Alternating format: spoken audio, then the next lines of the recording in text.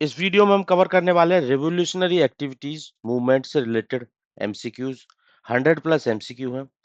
पहले आप लोगों को मैं बता देता हूँ, एक क्रोनोलॉजी बता देता हूँ। 1897 से लेके 1915 या 16 के अराउंड तक इस लेक्चर में हम कवर करने वाले हैं जितनी भी रिवोल्यूशनरी एक्टिविटीज हुई थी। ये रिवोल्यूशन और उसके बाद नेक्स्ट एक और लेक्चर बनाएंगे, उसमें हम कवर करेंगे नॉन कॉपरेशन मूवमेंट के बाद जो रिवोल्यूशनरी एक्टिविटीज हुई थी। देखो ये रिवोल्यूशनरी एक्टिविटी होती क्यों थी। मेन था कि जैसे स्वदेशी मूवमेंट चला, स्वदेशी मूवमेंट की अच्छी पकड़ हुई, एक्सपैंड होने लगा। लगा कि लोगों को कि अब आजाद हो जाएंगे, ब्रिटिशर्स को निकाल फेंकेंगे यहाँ से। बट क्या होगा, जैसे सूरत स्प्लिट हुआ, वीक हो गया ये स्वदेशी मूवमेंट। सब लोगों को, कुछ लोगों को जेल में डाल दिया, कुछ ने त्याग कर दिया, कुछ लोगों ने पॉलिटिक्स ही छोड़ दी। ठीक है। तो इसके बाद उन लोगों को जो, मतलब जो अंदर जोश भरा हुआ बैठा था ना, तो उनको निकालने का रास्ता नहीं मिल रहा था। तो उन्होंने तरीका कौन सा ढूंढा, रेवोल्यूशनरी एक्टिविटीज का। जो मेजर पर्सन्स रहते थे ना, जैसे कि कोई बड़ा जज हो गया या किसी कमीशन का मेंबर हो गया, उन सबको असेसिनेशन करते थे वो। ठीक है। तो इस तरीके की रिवोल्यूशनरी एक्टिविटी कैरी की जाती थी इसमें। तो पहला फेज था स्वदेशी मूवमेंट के बाद वाला, और दूसरा फेज बाद में आएगा जब नॉन कॉपरेशन मूवमेंट को विथड्रॉ कर लिया जाता गांधी जी के द्वारा, उस बात वाला। तो इस लेक्चर में हम स्वदेशी मूवमेंट से रिलेटेड जो थे, उसके आसपास वाले जितने भी इवेंट रहे थे और उससे पहले थोड़े बहुत, तो वो सब कवर करने वाले हैं। स्टार्ट करेंगे फर्स्ट एमसीक्यू से। Who was sentenced to death for killing British officer Rand and Ayerst. ठीक है। ये ब्रिटिश के दो ऑफिसर थे, रैंड था, दूसरा का नाम आयरस्ट था। 1897 में इनको किसी ने मार दिया था। तो उसके लिए उन लोगों को भी हैंग टिल डेथ की सजा दी गई थी। तो वो कौन थे, वो थे दामोदर हरि चापेकर। ठीक है। दामोदर हरि चापेकर को सजाए मौत दी गई थी। किसको मारने के लिए, ब्रिटिश ऑफिसर रैंड एंड आयरस्ट को, 1897 के अंदर। ठीक है। ये चापेकर ब्रदर थे दोनों, दामोदर हरि चापेकर एंड बालकृष्ण चापेकर। इन दोनों को दी गई थी। तो मेनली पहले दामोदर हरि चापेकर को दी गई थी। बाद में ये दूसरा ये ब्रदर है जो बालकृष्ण, और इसके साथ एक और वासुदेव चापेकर थे, उनको बाद में एग्जीक्यूट किया गया था। मेनली दामोदर हरि चापेकर को ही एग्जीक्यूट किया गया था पहले। ठीक है। 1897 डेट याद रखनी है। और किसका किल किया था, ये रैंड और आईएसटी कहते हैं। रैंड तो ये थे चेयरमैन थे प्लेग कमेटी के, जो पुणे प्लेग कमेटी बनी थी उसके एक तरीके से चेयरमैन थे। और ब्रिटिश आर्मी ऑफिसर थे ये आयस्ट। ठीक है। ये आर्मी ऑफिसर थे और ये प्लेग कमीशन के एक तरीके से चेयरमैन थे। इन दोनों को दामोदर चापेकर ब्रदर से हेल्प, मतलब उन दोनों ने असेसिन किया था इन दोनों का। ठीक है। तो इसलिए इनको सजाए मौत दी गई थी, दामोदर हरि चापेकर, कब, 1897 में पुणे में। ठीक है। और मेन जो गन शॉट चलाया था, दामोदर हरि चापेकर के द्वारा चलाया गया था, तो इसलिए पहले इसको मृत्युदंड दिया गया था। फिर बाद में इनको भी इनके साथ में इंक्लूड माना गया, दामोदर हरि चापेकर के साथ में बालकृष्ण और वासुदेव, फिर इनको भी बाद में एग्जीक्यूट कर दिया गया था। ठीक है। एग्जाम पॉइंट ऑफ व्यू से याद रखना है कि ये असेसिनेशन कब किया गया था, 1897 में। किस किस का किया गया था, ये क्या थे, प्लेग कमिश्नर थे, और ये ब्रिटिश ऑफिसर थे। और किसके द्वारा किया गया था, चापेकर ब्रदर्स के द्वारा। नेक्स्ट आ जाता है। देखो ये थोड़ा लेक्चर डिफिकल्ट होता है इसमें, ये रिवोल्यूशनरी एक्टिविटी से रिलेटेड, तो प्रॉपरली नोट्स बनाते रहना, तभी आप बार बार उसको रिवाइज करोगे, तभी आपका क्वेश्चन एग्जाम में कन्वर्ट करने वाले हो।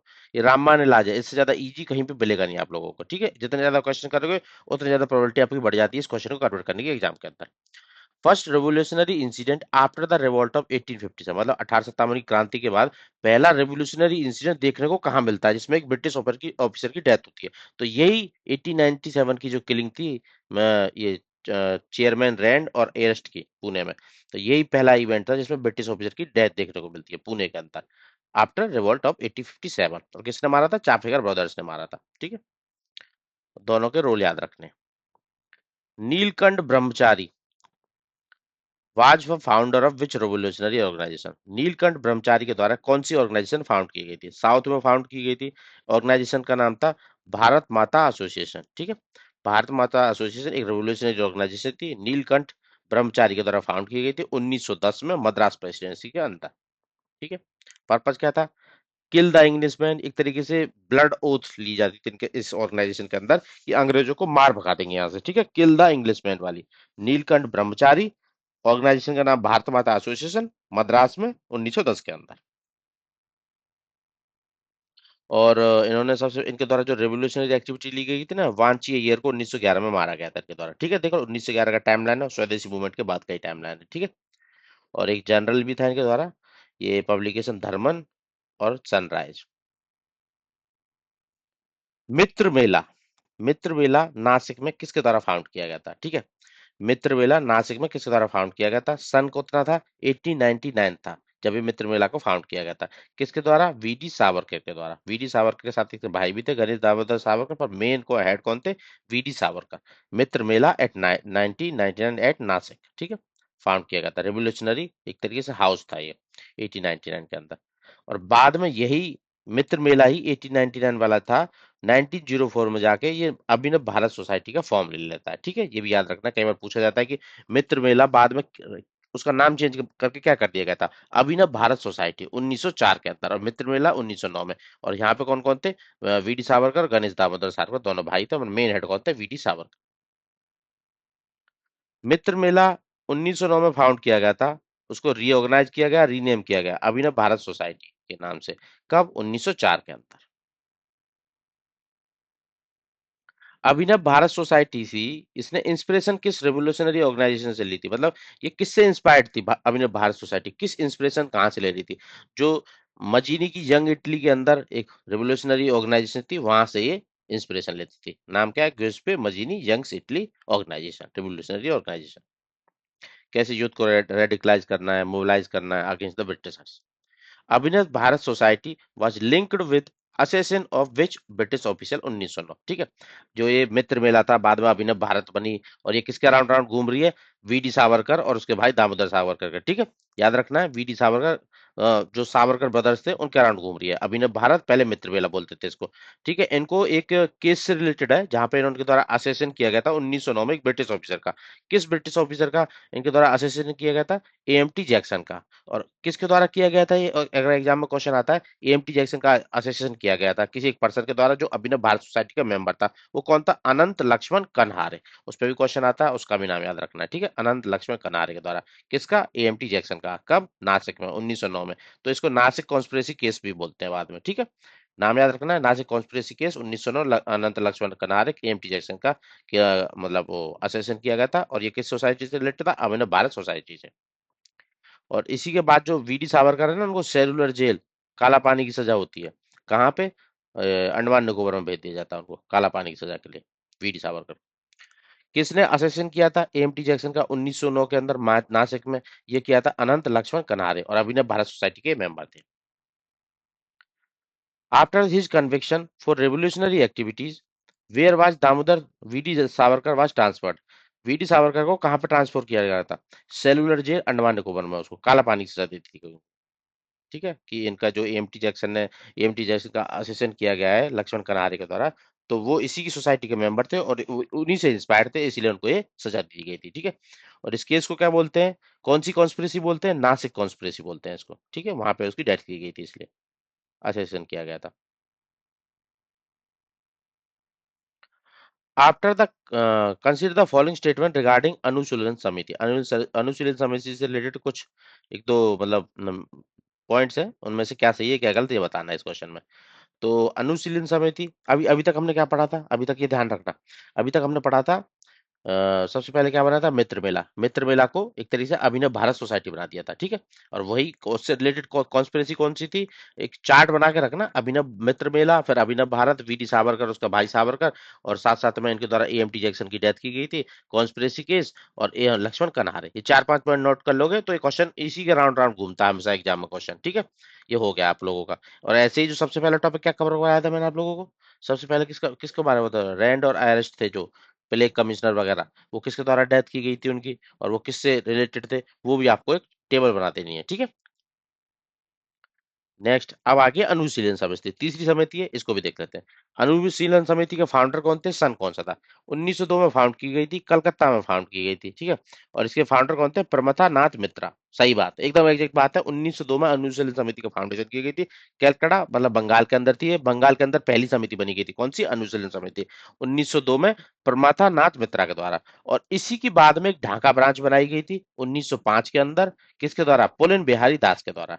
ढाका ब्रांच को 1905 में बनाया गया था पुलिन बिहारी दास के द्वारा, और 1902 में कलकत्ता में बनाई गई थी, उसका नाम था प्रमथा नाथ मित्रा के द्वारा, ठीक है। अनुशीलन समिति बंगाल के अंदर पहली समिति थी 1902, ईयर आप लोगों को याद रखना है। तो दोनों पॉइंट करेक्ट है इसमें, ठीक है। अनुशीलन समिति 1902 के अंदर कलकत्ता में प्रमथा नाथ मित्रा के द्वारा। उसी का एक ऑफशूट था ये पुलिन बिहारी दास के द्वारा 1905 में ढाका ब्रांच, और इसके साथ एसोसिएटेड सतीश सतीश चंद्र बोस और सत्येंद्रनाथ बनर्जी भी इसी अनुशीलन समिति से रिलेटेड थे 1902 वाली से, ठीक है। पहला क्या होता था 1905 से पहले, क्योंकि स्वदेशी मूवमेंट तो आया नहीं, तो उससे पहले एक तरीके से फिजिकल ट्रेनिंग वगैरह दी जाती थी, नेशनलिस्ट ट्रेनिंग दी जाती थी, बाद में रेवोल्यूशनरी हो गया था जब स्वदेशी मूवमेंट आ गया था, ठीक है। First first secret revolutionary organisation Bengal के अंदर कौन सी थी? अनुशीलन समिति। अभी बताया था आप लोगों को। अभिनव भारती अलग चीज है, नासिक वाले एरिया में हो, ठीक है। अभिनव भारत अलग वाली वीर सावरकर वाले से रिलेटेड है। पर बंगाल के अंदर अनुशीलन समिति सबसे पहले थी। किसके द्वारा फाउंड की गई थी? अभी थोड़ी देर पहले बताया था, परमाथनाथ मित्रा के द्वारा, और इसी के एक ढाका के अंदर ब्रांच भी खोली गई थी। वो कौन था? पुलिन बिहारी दास, ठीक है। 1902 1905। याद रखना है क्रोनोलॉजी में, मतलब एक टेबल बना के रखनी है इंपॉर्टेंट पॉइंट की, ताकि बात जब रिवाइज करो ना तो फास्ट रिवाइज कर पाओ।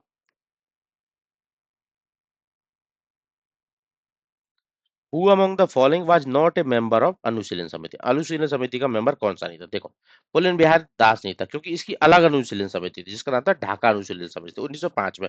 उससे पहले 1902 में प्रमथनाथ मित्रा, सतीश चंद्र बोस और जनेन्द्रनाथ बैनर्जी, ये तीनों मेंबर थे 1902 वाली के, ठीक है।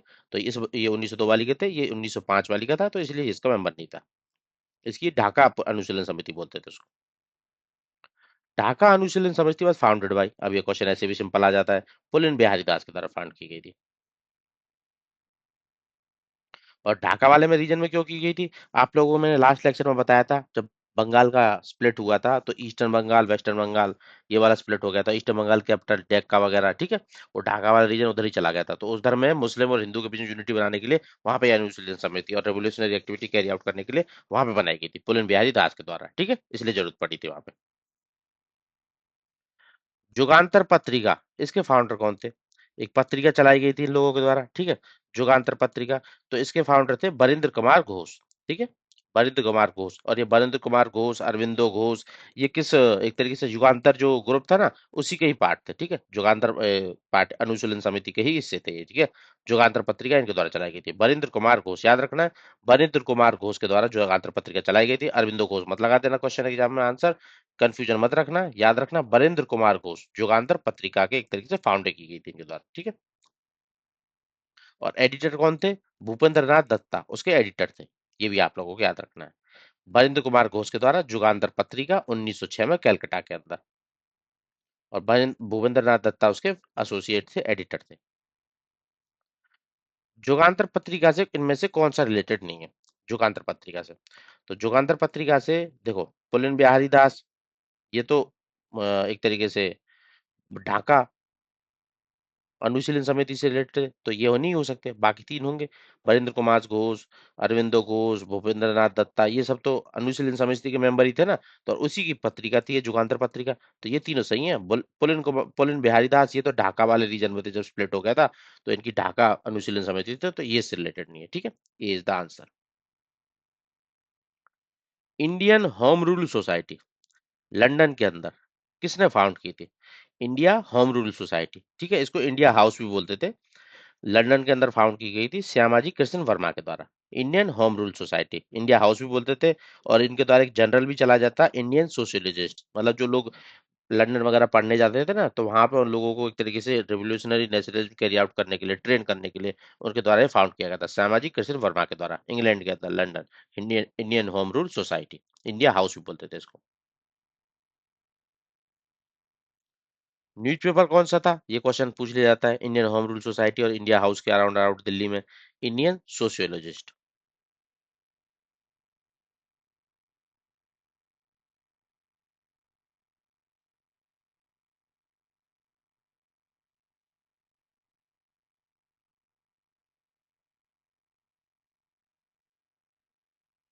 Who presided over the separate confederation of nationalist extremist delegate? देखो, सूरत सेपरेट हुआ था, तो सूरत में एक तरीके से मॉडरेट्स वाले चाहते थे कि अलग प्रेसिडेंट हो, और एक्सट्रीमिस्ट वाले चाहते थे कि अपने तिलक जी बने। और वो ऐसा होता था कि जहाँ पे ऑर्गेनाइज कराते थे ना, वहाँ का मेंबर उसका प्रेसिडेंट नहीं बना सकता था, तो इसलिए वो चाहते थे सूरत में ना करके इसको एमपी में कराया जाए और उसके प्रेसिडेंट बाल गंगाधर तिलक बने। पर मॉडरेट्स वाले नहीं चाहते थे, वो अपोज कर रहे थे, वो अपना अलग से लीडर लेके आ रहे थे, तो ये सूरत स्प्लिट होना ही होना था। तो उसी के साथ साथ में एक एक्सट्रीमिस्ट जितने लीडर थे ना, उनकी एक कॉन्फ्रेंस हुई थी। उस कॉन्फ्रेंस को किसने प्रिसाइड किया था, इस पे क्वेश्चन आ जाता है कई बार एग्जाम के अंदर। तो सर अरविंदो ने उसको प्रिसाइड किया गया था, ठीक है। सर अरविंदो के द्वारा प्रिसाइड किया गया था उस एक्सट्रीमिस्ट लीडर की कॉन्फ्रेंस को, सूरत में ही जब सूरत स्प्लिट हुआ था। तो वहीं पे इसको side by side extremist leader की कॉन्फ्रेंस थी, सर अरविंदो के द्वारा लीड किया गया था, ठीक है।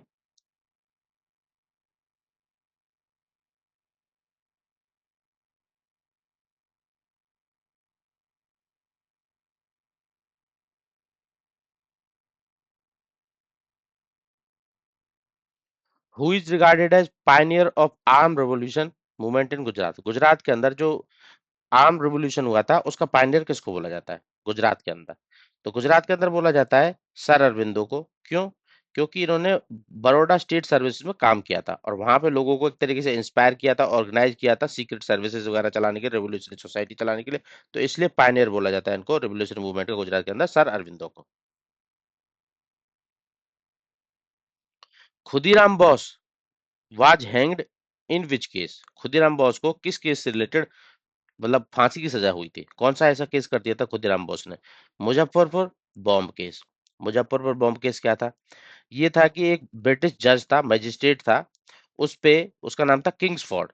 उस पे बॉम्ब फेंका गया था, ठीक है, मुजफ्फरपुर के अंदर 1908 में, खुदीराम बोस और प्रफुल्ल चाकी के द्वारा। अब क्या हुआ, वो बॉम्ब फेंका गया, उसमें वो जज तो मरा नहीं किंग्सफोर्ड, उसके अलग अगा दो लेडीज मर गई, दो वोमेन की डेथ हो जाती है बॉम्ब फेंकने से। तो इसमें क्या होता है, प्रफुल्ल चाकी तो खुद को गोली मार लेता है, पर खुदीराम बोस को जब पकड़ा जाता है ना, तो उसको मुजफ्फर जेल जेल में रखा जाता है और एक तरीके से मुजफ्फरपुर बॉम्ब केस में उसको बाद में फांसी की सजा सुनाई जाती है 1908 के अंदर, ठीक है। तो यही मुजफ्फरपुर बॉम्ब केस में खुदीराम बोस को एक तरीके से हैंग किया गया था। और किस जज मतलब मैजिस्ट्रेट बॉम्ब फेंका था? किंग्सफोर्ड पे। उसके कंपैरिजन में दो वुमेन अलग से डेथ हो गई थी, वो नहीं मारा था, ठीक है। मिस्टेकनली इन पे लेडीज पे फेंक दिया था उन लोगों ने। Who was associated with the Khudiram Bose in Muzaffar bomb bomb case. Muzaffarpur का जो बॉम्ब केस था, खुदीराम बोस के साथ कौन था? प्रफुल्ल चाकी था, ठीक है। इसने खुद से गोली मार ली थी खुद को। Alipur bomb case is associated with which revolutionary leader. अब जो ये बॉम्ब बॉम्ब इन लोगों ने फेंका, प्रफुल्ल चाकी और खुदीराम बोस ने, अब बॉम्ब आया कहाँ से? वहां से, ठीक है। तो इस पे ब्रिटिशर्स ने देखा कि बॉम्ब बना कौन रहा है, तो यहीं पे आई Alipur bomb case trial case, ठीक है। Alipur bomb trial case, Alipur Maniktola वाला जो रीजन था वहां पे, तो ये केस उससे रिलेटेड है, ठीक है। तो ये Alipur bomb case sir Aurobindo की रेवोल्यूशनरी एक्टिविटीज से रिलेटेड है, ठीक है। तो रेवोल्यूशनरी लीडर कौन थे उसके? अलीपुर बॉम्ब के इस ट्रायल में किसको मतलब एक तरीके से ट्राई किया गया था? सर श्री अरविंदो, ठीक है। और साथ साथ में इनके भाई को भी, वीरेंद्र कुमार घोष को भी। और इन लोगों को डिफेंड किसने किया था? सी आर दास ने डिफेंड किया था, ठीक है। बट इसमें अरविंदो को तो बचा लेते हैं, वो एक्विट हो जाते हैं। बट जो वीरेंद्र कुमार घोष होते हैं और उल्लासकर दत्ता होता है ना, उनको उम्र कैद हो जाती है, ठीक है, उनको नहीं बचा पाते, वो कन्विक्टेड आ जाते हैं। Alipur bomb trial case related to which conspiracy case. इसको दूसरा नाम क्या दिया जाता है अलीपुर ट्रायल केस को? इसको मानिक टोला कॉन्स्पिरेसी केस बोला जाता है, जहां पे इन लोगों की फैक्ट्री थी ना, ये घोष ब्रदर्स की, बॉम्ब बनाने की, तो इसलिए उसको वो नाम दिया जाता है। और ये किससे रिलेटेड थे? घोष ब्रदर किससे रिलेटेड थे? कौन से हाउस से रिलेटेड थे?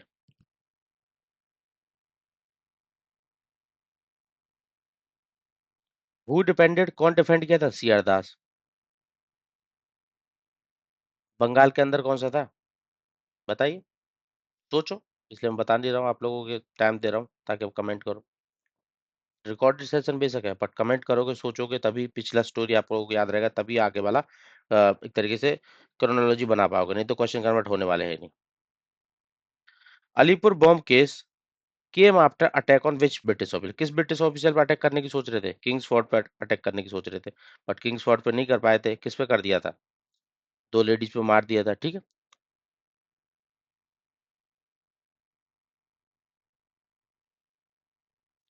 Alipur bomb case launched against member of which organisation. देखो ये आ गया क्वेश्चन, यही वाला। किस अनुशीलन समिति थी जो बंगाल के अंदर थी सबसे मेन, ठीक है, उसी से रिलेटेड है। ये अपने घोष ब्रदर उसी बॉडी से तो रिलेटेड थे, ठीक है। अभिनव भारत अलग चीज थी। अभिनव भारत वीडी सावरकर वाले, सावरकर ब्रदर्स को, वो एएमटी जैक्सन की डेथ, ठीक है, लक्ष्मण कनहरे के द्वारा, उसकी स्टोरी अलग है। और यहाँ पे अलीपुर बॉम्ब केस, इसकी स्टोरी अलग है। अनुशीलन समिति से रिलेटेड है ये, ठीक है। स्टोरी बना के रखना, नहीं तो आपका क्वेश्चन कन्वर्ट नहीं होगा एग्जाम के अंदर। इन अलीपुर बॉम्ब केस ट्रायल किसको एक्विट कर दिया गया था, किसको कन्विक्ट पाया गया था? अरविंदो को, सर श्री अरविंदो को एक्विट कर दिया गया था, और बरेंद्र कुमार भूषण के भाई को कन्विक्ट पाया गया था, ठीक है। इम्प्रिजनमेंट हुई थी इनको, बाद में उसको एक तरीके से लाइफ इम्प्रिजनमेंट हुई थी, और लाजपत दत्ता को डेथ सेंटेंस मिली थी, पर बाद में उसको कमिट कर दिया गया था इम्प्रिजनमेंट में, लाइफ इम्प्रिजनमेंट में। Which revolutionary later renounced active politics and emerged as Yogi philosopher? किसने बाद में एक तरीके से एक्टिव पॉलिटिक्स से अपने रिनाउंस कर दिया और योगी और फिलोसफर बन गया? अब जब ये मानिकटोला कॉन्स्पिरेसी केस हुआ, तो उसमें क्या हुआ, उसके भाई बारिंद्र कुमार घोष को एक तरीके से लाइफ टाइम सजा हो गई, ठीक है, लाइफ इम्प्रिजनमेंट मिला। तो जब ये तो अस्सी अरविंदो ने इसी से एक तरीके से सीख मिली उसको कि ये तो गलत है, ये सब वो सब, तो उन्होंने एक तरीके से सब कुछ छोड़ दिया, रिनाउंस कर दिया, और योगी और फिलोसफर की तरह शिफ्ट हो गए। कहाँ पे शिफ्ट हुए? पुडुचेरी के अंदर, ठीक है। उन्होंने अपना वहां पे आश्रम भी खोला, अरविंदो आश्रम नाम से। और उस टाइम पे पुडुचेरी किसके अंदर था? फ्रेंच लोगों के अंदर था।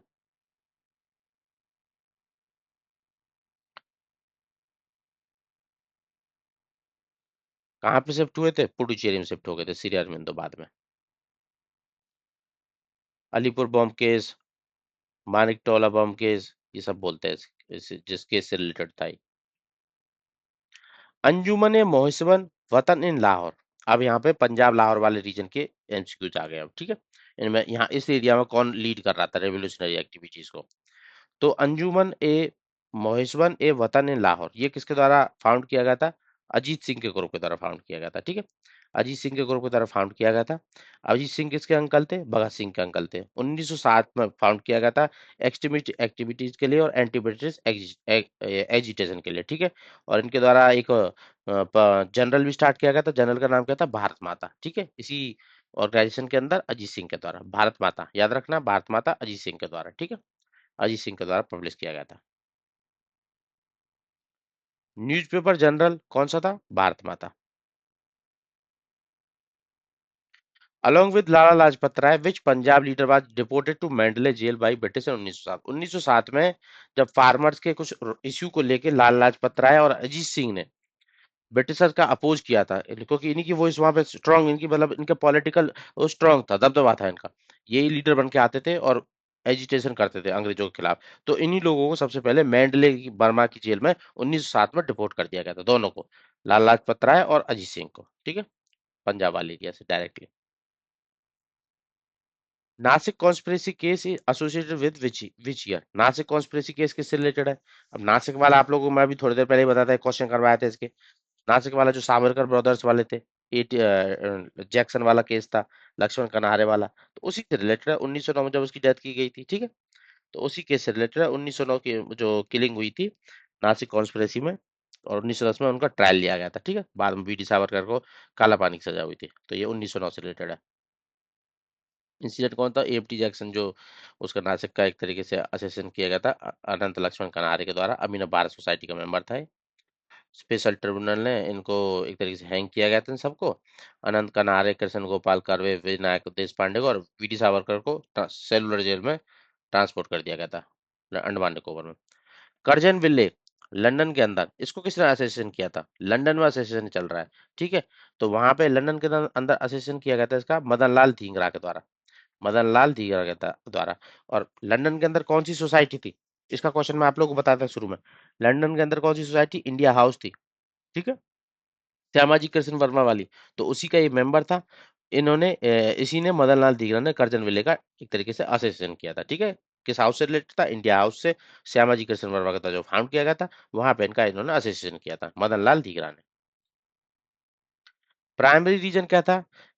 ब्रिटिशर से बदला लेना चाहता था, एग्जीक्यूट जो जो ये अपने इंडियंस को सप्रेस करते हैं, एग्जीक्यूट करते हैं, इंडियन रेवोल्यूशनरी को प्रोटेस्ट कर रहा था कॉलोनी रूल के अगेंस्ट, इस तरीके के थ्रू, ठीक है।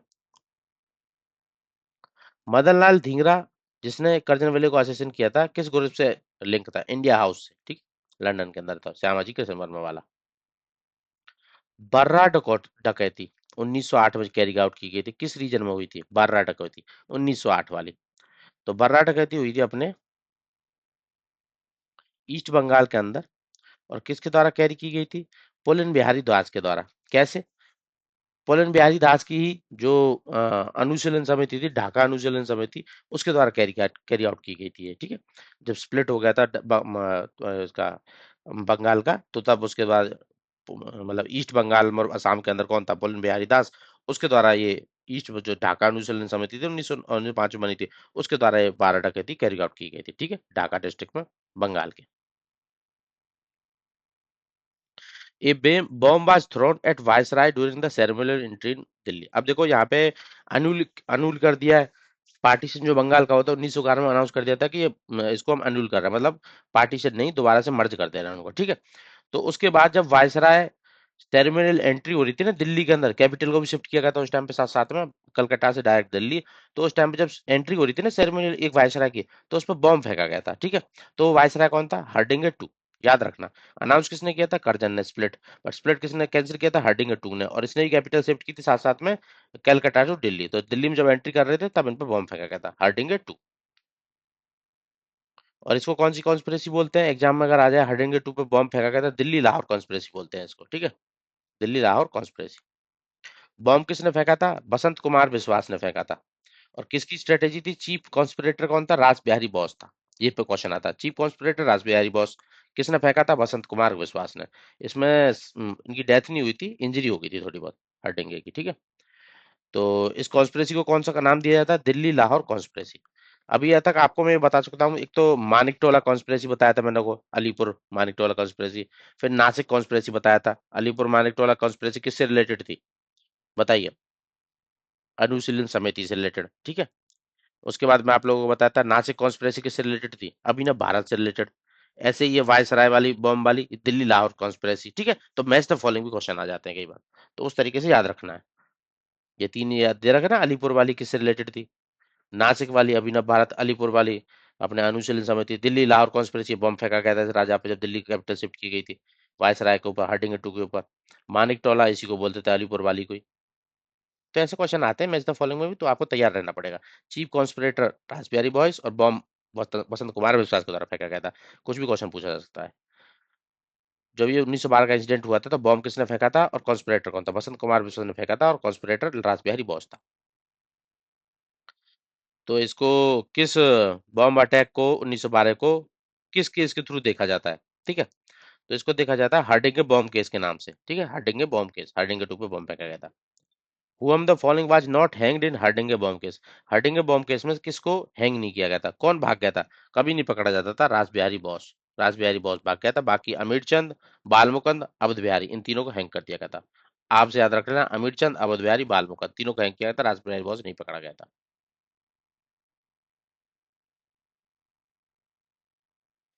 अमरदास बैरागी एक सूडोनेम लिया हुआ था किस इंडियन रिवॉल्यूशनरी ने, तो ये लिया हुआ था सूडोनेम, अमर अमर ये क्या नाम है इसका, अमरदास बैरागी। तो ये सूडोनेम लिया हुआ था जोरावर सिंह बरहात के द्वारा। ये राजस्थान वाले रीजन से बिलोंग करते थे। तो ये संत बन के घूमने लग जाते थे, ठीक है, दाढ़ी वाड़ी बढ़ा के, और दूसरा नाम रख लेते थे, तो इनको पकड़ा नहीं जा पाता था, ठीक है। ये रेवोल्यूशनरी इस तरीके का नाम लेकर रखते थे। और ये भी अपना जो हर्डिंग केस हुआ था ना, उसमें ये भी थे।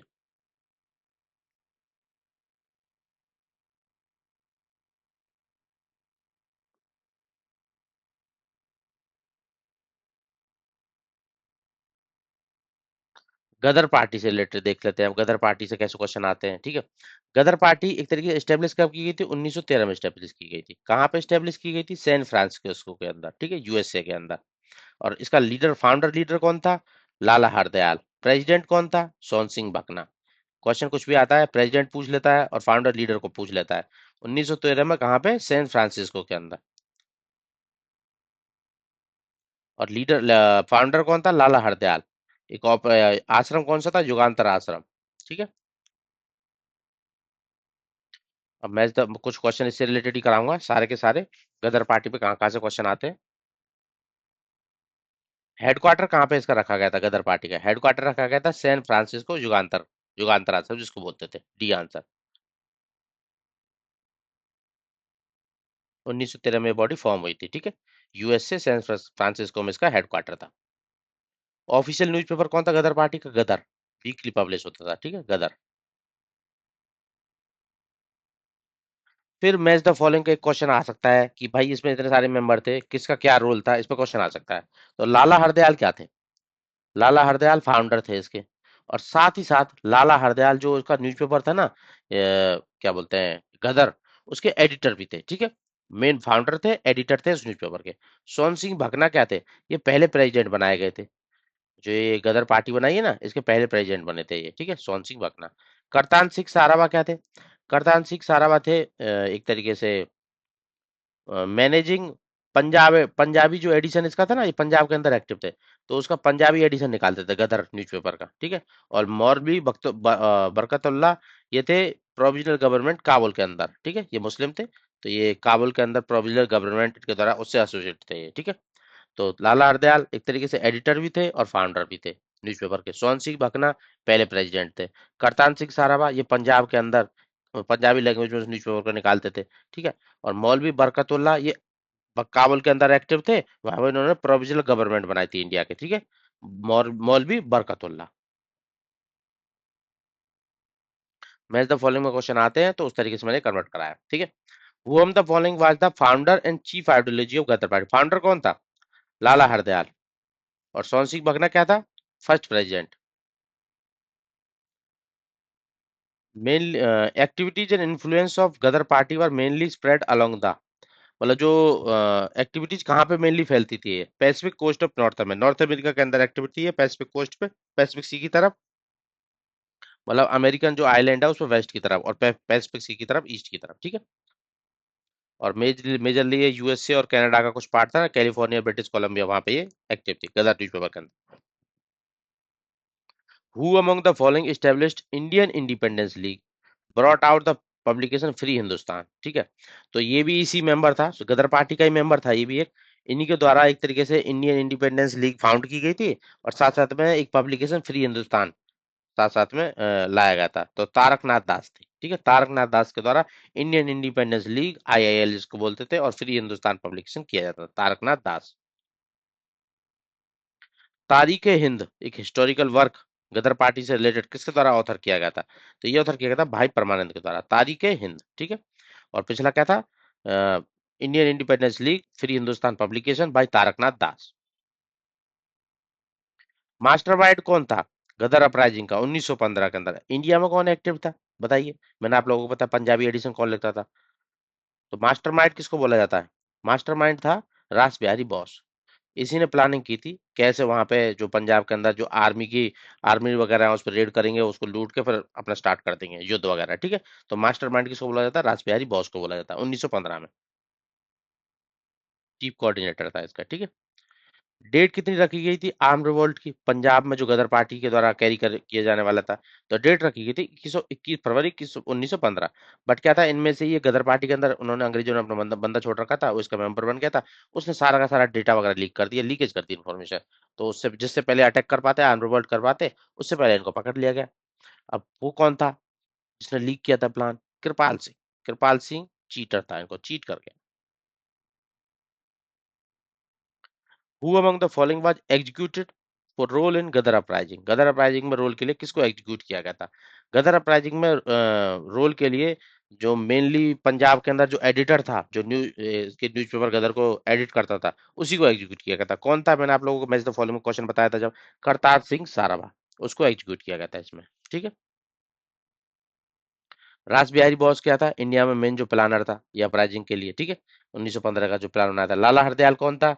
फाउंडर था। सोहन सिंह भगना कौन था? पहला प्रेसिडेंट था। और किसको एग्जीक्यूट किया गया था इस कॉन्स्पिरेसी का गदर अपराइजिंग के बाद, जो ये अटैक करने वाले थे पंजाब के अंदर? करतार सिंह साराभा को एग्जीक्यूट किया गया था। Revolutionary plot connected with the Ghadar uprising 1915 is known as, इस प्लॉट को क्या बोलते हैं जो ये अपराइजिंग से रिलेटेड था? लाहौर कॉन्स्पिरेसी कोर्स बोलते हैं, फर्स्ट लाहौर कॉन्स्पिरेसी कोर्स 1915 का वाला। Indian independence committee establish eight which place? एक कमेटी बनाई गई थी इंडियन इंडिपेंडेंस कमेटी, बर्लिन के अंदर बनाई गई थी।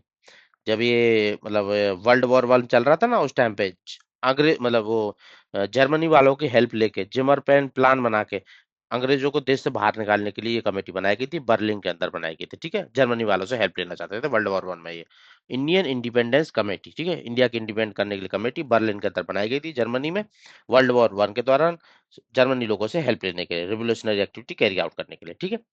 तो किसने एस्टेब्लिश किया था इस बर्लिन कमेटी को? वीरेंद्र नाथ चट्टोपाध्याय, साथ साथ में लाला हरदयाल जो फाउंडर थे। लाला हरदयाल किसके फाउंडर थे?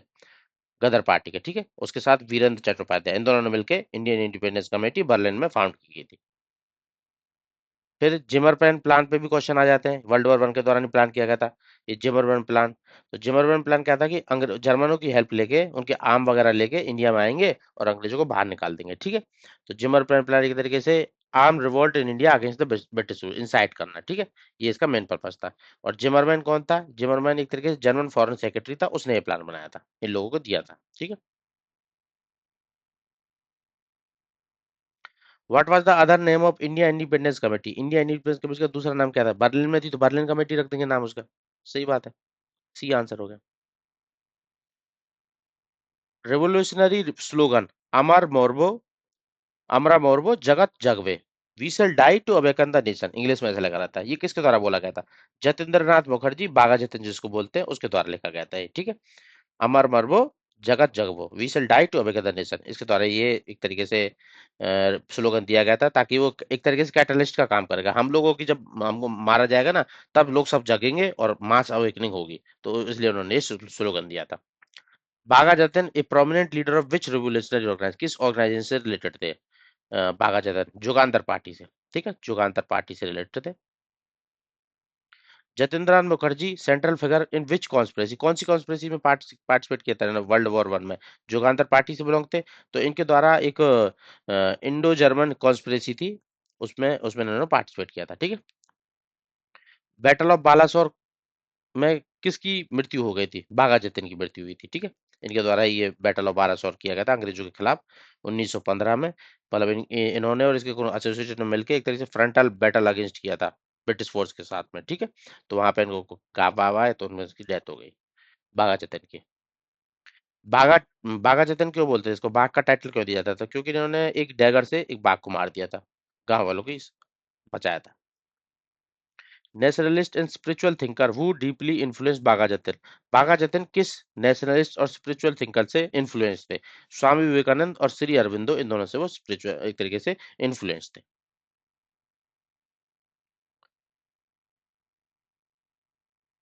Which are the following statement given below are correct? क्या हो गया? क्वेश्चन आई थिंक मिसिंग हो गया है। अच्छा ये रहा question. With reference to Bihar branch of Anushilan Samiti consider the following, Bihar की जो ब्रांच थी अनुशीलन समिति की, उससे रिलेटेड दो ये पॉइंट दिए हुए हैं, इनमें से क्या सही है क्या गलत है वो देख लेना आप लोगों को, ठीक है। तो it was founded in Bihar में शिवचंद सचिंद्रनाथ साल्यार के द्वारा फाउंड की गई थी, सही है, पटना के अंदर फाउंड की गई थी 1913 में, ठीक है, बिहार वाली, ठीक है। एक अनुशीलन समिति कहाँ पे थी? 1902 में फाउंड की गई थी, ठीक है, कलकत्ता के अंदर। फिर ढाका में बनी थी। फिर उसके बाद अब पटना के अंदर भी 1913 में सचिंद्रनाथ सान्याल ने फाउंड की थी। बाद में इसकी लीडरशिप इसको दे दी थी इन्होंने, बंकिम चंद्र मित्रा को दे दी थी। दोनों सही है। 1913 में सान्याल की तरफ फाउंड किया गया, बाद में बंकिम चंद्र मित्रा को लीडरशिप दे देते हैं। दोनों पॉइंट सही है एग्जैक्टली। सचिंद्रनाथ सान्याल से रिलेटेड कुछ पॉइंट्स। सचिंद्रनाथ सान्याल एक तरीके से को फाउंडर थे एचआरए के, हिंदुस्तान रिपब्लिक एसोसिएशन के, हाँ सही है करेक्ट, ये को फाउंडर थे, मेंबर थे उसके, ठीक है। और ये मेंटर भी बोले जाते हैं भगत सिंह और आजाद के, सचिंद्रनाथ सान्याल। ये भी करेक्ट पॉइंट है, दोनों पॉइंट करेक्ट है, ठीक है। तो बस इसी के साथ कवर अप हो जाते हैं, क्योंकि अब इसके बाद आएगा एचआरए। और एचआरए क्या था? नॉन कॉपरेशन मूवमेंट के बाद वाली रिवोल्यूशनरी एक्टिविटी, तो वो हम नेक्स्ट लेक्चर में कवर करेंगे। अभी तक के जितना लेक्चर में से बताया ना, एक तो अभिनव भारत सोसाइटी का राउंड राउंड, अनुशीलन समिति का राउंड, तीनों तीनों वाली, पटना वाली, ढाका ढाका वाली, और अपना ये कलकत्ता वाली, तीनों अनुशीलन समिति का राउंड राउंड, जितने भी केस थे ना। और स्टार्टिंग में सबसे पहले 1897 वाला जो प्लेग वाला एक तरीके से जो कमिश्नर था रैंड और आयस्ट, उसकी डेथ जो की गई थी, मतलब पहली रिवोल्यूशनरी एक्टिविटी ब्रिटिश ऑफिसर को मारा गया था 18 सितंबर के बाद, वो वाला टॉपिक। ये 3-4 टॉपिक है, इन्हीं के अराउंड अराउंड क्वेश्चन पूछे जाते हैं रिपीटेडली। अच्छे से मतलब पीडीएफ की लिंक मैं डाल दूंगा डिस्क्रिप्शन में, डाउनलोड कर लेना। मल्टीपल टाइम प्रैक्टिस करना क्वेश्चन को, जितनी बार टाइम प्रैक्टिस कर लोगे ना उतना ज्यादा आपका क्लियरिटी हो जाएगी, और एग्जाम में इन्हीं पॉइंट से उठ के क्वेश्चन आने वाला है। कुछ भी बाहर नहीं आता, कोई भी एग्जाम उठा लेना, इस टॉपिक से क्वेश्चन करके देख लेना, गारंटी मैं आप लोगों को देता हूँ आपको पूरा टॉपिक कवर हो जाएगा, एक क्वेश्चन बचेगा नहीं। थ्योरी पढ़ने की कोई जरूरत ही नहीं है, सीधा इन क्वेश्चंस को करो, बार बार करो, रिपीटेडली करो, क्योंकि एक्सप्लेनेशन भी मैंने साथ में दिया आप लोगों को। तो चलिए आज के लिए इतना ही, नेक्स्ट एपिसोड में हम मिलेंगे with revolutionary activity after non cooperation movement के विड्रॉल होने के बाद। Thank you.